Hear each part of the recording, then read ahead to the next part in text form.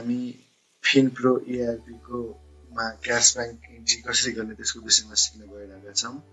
त्यसको लागि हामी इन्ट्रीमा जान्छौं, क्याश बैंक भाउचर न्यू गर्दाखेरि यहाँ तपाईको कन्ट्रा भाउचर, पेमेन्ट भाउचर र रिसिभ भन्ने छ।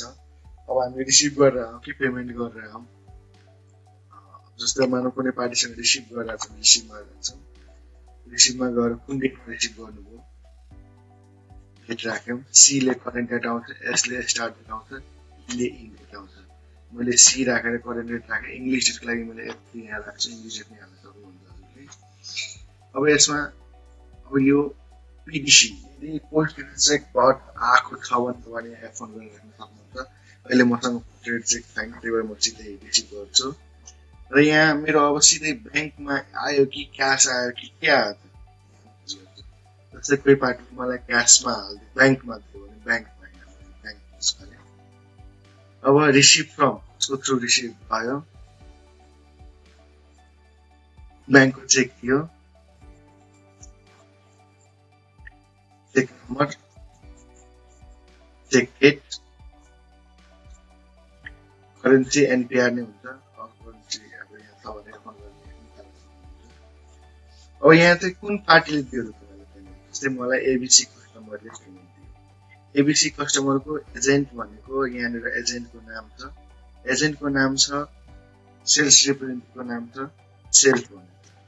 अब रिसिभ अमाउन्ट कति छ त, यसले मलाई कति पैसा दियो, यहाँ उच्च लिनुपर्ने छ 64,929 रुपैयाँ 80 पैसा। उसले मानौ मलाई 25,000 दियो। रिसिभ नम्बर तपाईहरुको टेलीमा हुन्छ, रिसिभ नम्बरको एमआर भन्नु मनी रिसिभ नम्बर राख्न सक्नुहुन्छ। रिमार्क्समा अब तपाईले के हो यो आइटम वाइज रिमार्क्स भयो हाम्रो। अब अरु कुनै पार्टी छ भने यहाँ हामीले दिन सक्छौं, कसैसँग अरु कसैसँग आयो भने रिसिभ गर्न सक्छौं, छैन भने सिधै यहाँ म अब यसको बारेमा फुल रिमार्क्स छ भने यो चाहिँ आइटम वाइज मतलब हाम्रो डिटेल वाइजको रिमार्क्स भयो। अब एबीसी को ठाउँमा एक्सवाइजेड छ भने एक्सवाइजेड को रिमार्क्स यहाँ छुट्टै हुन्छ। यदि सिंगल भाउचर छ भने हामीले सिधै यसलाई मैले अब केही राखेन भने 25,000 ओन्ली बनाएर एट्याचमेन्ट छ भने यसको केही रिसिभ गरेर राख्न सक्नुहुन्छ, एट्याच गरेर राख्न सक्नुहुन्छ भाउचरलाई। यसलाई मैले ओके गरिदिएँ भने यसले के हुन्छ हाम्रो ड्यु एन्ड शिप रेकर्ड भन्छ, यसलाई यस गरिदिनु र यो सेभ भयो। त्यस्तै तपाईको क्याश दिया छ भने यहाँ हजुरले के गर्न सक्नुहुन्छ भने रिसिभमै गएर यहाँ गएर क्याश लिन सक्नुहुन्छ।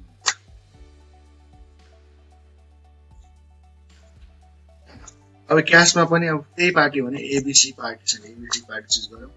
उसको पैसा हाम्रो 39,000 थियो, 39,000 मैले 15,000 फेरि दियो। फेरि यहाँ चाहिँ एमआर कतिबाट रिसिभ गर्नुभयो, ब्रिङ क्याश रिसिभ। ओके, यसलाई मैले सेभ गरिदिएँ। अब तपाईसँग भएको क्याशलाई बैंकमा डिपोजिट गर्नुभयो भने यही क्याश बैंक भाउचरमा छ। क्याश बैंक भाउचर भनेको entry cash bank voucher new गर्छौं। यहाँ गएर म के गर्छु, कन्ट्रा भाउचर डेट राख्छु।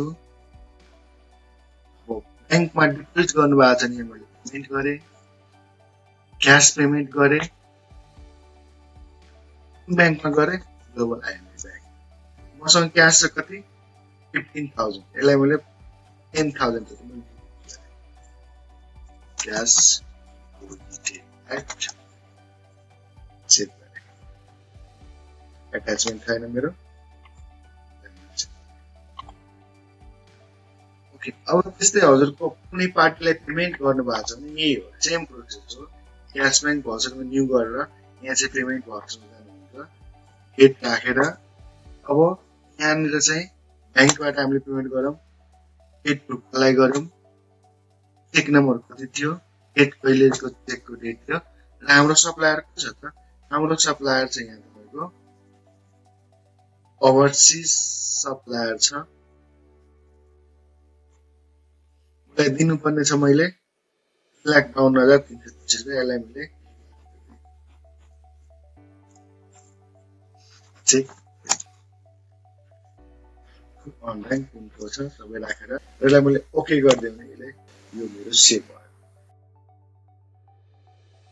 That was all for this tutorial. Thank you for watching this video. Leave a like if this video was helpful to you. We would love to have you with us, so do subscribe to our channel, and press the notification bell for more tutorials in the future.